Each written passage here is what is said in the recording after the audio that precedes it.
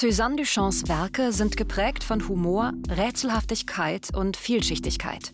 Sie bewegen sich zwischen Bild und Wort und schaffen eine neue, poetische Sprache der Kunst. Als eine prägende Stimme der Moderne gestaltet sie die Avantgarde aktiv mit. Ihr Werk umfasst 5 Jahrzehnte, ist experimentell, vielfältig und unabhängig. Selbstbewusst beginnt Suzanne Duchamp ihre künstlerische Reise als Malerin im Paris der 1910er Jahre. Anders als viele Künstlerinnen ihrer Zeit muss sie sich nicht ständig gegen gesellschaftliche Widerstände behaupten. Ihre Brüder Jacques Villon, Raymond Duchamp-Villon und Marcel Duchamp sind ebenfalls Künstler. Sie ist in Kunstkreisen vernetzt und heute als Pionierin der Dada-Bewegung dennoch wenig bekannt und gewürdigt. Ab 1911 stellt sie in namenhaften Pariser Ausstellungen aus. Porträts von Familienmitgliedern, Freunden und Interieurs. Ihre Malerei greift kubistische Elemente auf, bis hin zur Fragmentierung und Vielansichtigkeit. Sie zeigt den modernen, sich wandelnden Charakter von Stadtlandschaften. Der Ausbruch des Ersten Weltkriegs verändert 1914 die Kunstwelt grundlegend.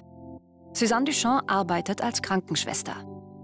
1916 entsteht die internationale Dada-Bewegung, entwickelt sich zeitgleich in Zürich, New York, Köln, Berlin und Paris. Dada bietet einen kollektiven Raum für KünstlerInnen und ihren gemeinsamen Protest gegen den Krieg, die gesellschaftliche Ordnung und Konventionen der Kunst. Mit provokativen und ironisierenden Collagen, mit Sprache und Performance dekonstruieren die DadaistInnen den Fortschrittsglauben und führen das Absurde der Realität vor. Suzanne Duchamp gehört zur Pariser Dada-Gruppe mit eigenen Beiträgen an dadaistischen Zeitschriften und Flugblättern.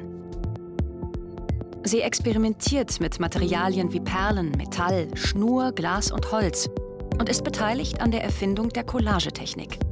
Ihre Werke erkunden die Übergänge zwischen verschiedenen Medien. Die Künstlerin steht in engem Kontakt mit der New Yorker Dada-Szene und insbesondere ihrem Bruder Marcel Duchamp. Die Geschwister arbeiten künstlerisch zusammen. Zu ihrer Hochzeit mit dem Künstler Jean Crotti schenkt Marcel ihnen Anweisungen für eines der ersten gemeinsamen Readymates, bei denen handelsübliche Objekte einfach zum Kunstwerk erklärt werden. In diesem Fall ein Geometriebuch, das auf dem Balkon aufgehängt und vom Wind zerfleddert wird. Suzanne wiederum stellt dieses unglückliche Readymade in einem Gemälde einfach auf den Kopf und integriert seinen Ansatz in ihre Malerei. In minimalistischen grafischen Arbeiten aus farbenprächtigen Geometrien entstehen maschinenartige Gebilde. Sie greifen die Bildsprache der Industriearchitektur auf und in der Kombination mit Sprachbildern wie Fabrik der Freude damals zentrale Fragen nach der Verbindung von Maschine und Gefühl. 1922 ist ein Wendepunkt in Duchamps Werk. Während viele Dada-KünstlerInnen sich zum Surrealismus entwickeln, geht sie eigenständige Wege. Sie kehrt zurück zur figurativen Malerei, humorvoll, karikierend, im Spiel mit Form und Farbe. Blickt ironisch auf eine Hochzeitsfeier und die Ehe als bürgerliche Konvention oder zeigt eine skurrile Darstellung des Garten Eden. Duchamp arbeitet in Paris sowie an der Côte d'Azur und gewinnt in Ausstellungen internationale Aufmerksamkeit. In Öl und Aquarell entstehen Porträts, Landschaften, Stillleben und unkonventionelle Alltagsdarstellungen. Der Ausbruch des Zweiten Weltkriegs stellt für sie, wie für die meisten KünstlerInnen, eine Zäsur dar. Gemeinsam mit Jean Crotti und ihren Brüdern zieht sie sich aufs Land in Südfrankreich zurück.